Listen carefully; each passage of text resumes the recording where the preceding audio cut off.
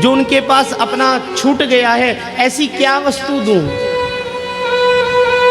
सोचने लगा तो स्मरण आया, सीता गृहीत मनसा मनसोस्ति देयं दत्तम मनु रघुपते कृपया गृहाण। महाराज उसने सोचा कि भगवान के पास भगवान का मन नहीं है। बोलिए राधे राधे। कैसे भगवान के पास भगवान का मन नहीं है? तो महाराज उसे स्मरण हुआ कि अशोक वाटिका में जानकी जी बैठी हुई भगवान को ही याद करती हैं। केवल और केवल जानकी जी ने अशोक वाटिका में भगवान को ही याद किया है, अन्य किसी का कभी स्मरण नहीं किया। और महाराज अशोक वाटिका से भगवान से कैसे बात कर लेती हैं जानकी जी? तो महाराज मन से ही बात होती है, बिना मन के तो बात हो ही नहीं पाती। तो इसका मतलब जानकी जी जब राम जी से बात कर रही हैं तो मन तो जानकी जी के पास है। तत्व प्रेम कर मम अर तोरा, जानत प्रिया एक मनु मोरा, सो मनु सदा रहत तुई पाई, जानू प्रीति रसु इत नहीं माई। महाराज जानकी जी कह रही हैं कि मेरा और तुम्हारा मन ही ये सब जान सकता है। तो इसका मतलब मन एक है, जानकी जी के पास मन है तभी जान सकती हैं। अब जानकी जी के पास मन कैसे पहुंचा, कब पहुंच गया? तो महाराज जब अशोक वाटिका में जानकी जी को राम जी ने देखा था, उसी समय जानकी जी ने मन को चुरा लिया था। बोलिए राधे राधे।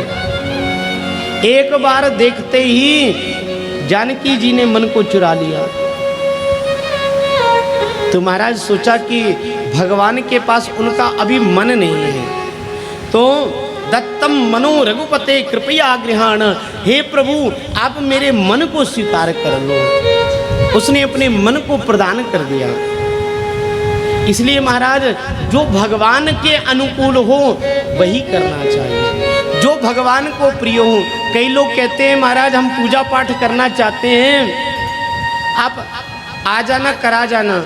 महाराज ये नहीं पूछते कि पंडित जी आचार्य जी भगवान के लिए क्या उत्तम रहेगा, भगवान को क्या प्रिय है। बस जो परंपरा चल रही है महाराज, हमारी तो परंपरा है, घर में साल में ये हवन हो जाता है, तो महाराज वैसे ही आओ और आके कर जाओ।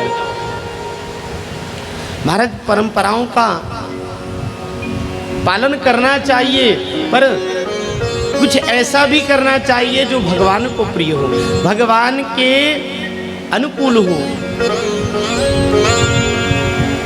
ऐसे कार्य करें जिससे भगवान को प्रसन्नता हो, ऐसी लीलाएं करें, ऐसे सुंदर आयोजन करें। महाराज आज के समय में किसी का भी मन आया तो उसने कह दिया महाराज भजन संध्या करवा लो।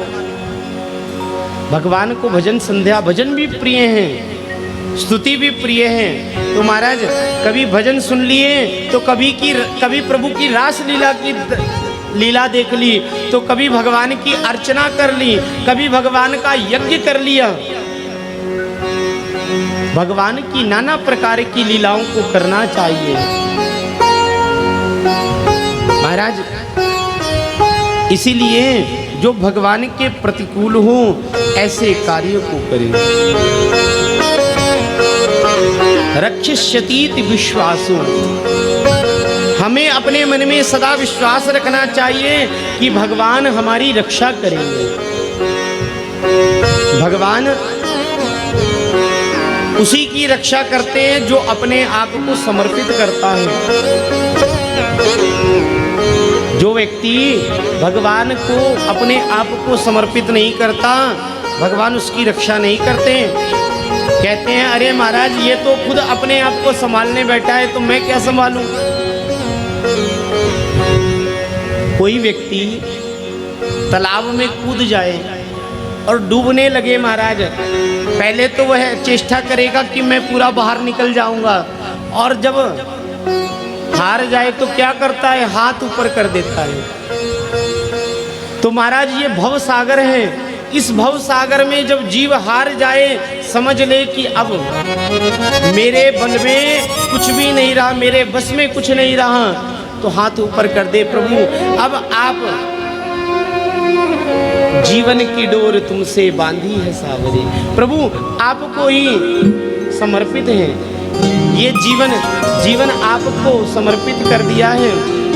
इसीलिए महाराज भक्ति कैसी हो, अनन्या चिंतयन्तो मां ये जना पर्युपासते तेषां नित्याभियुक्तानां योगक्षेमं वहाम्यहम्।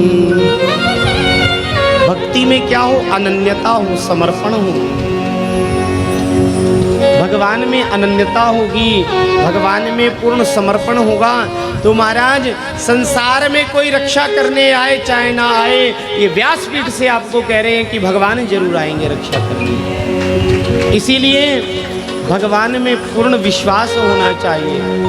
भगवान में विश्वास होगा तो भगवान रक्षा करेंगे।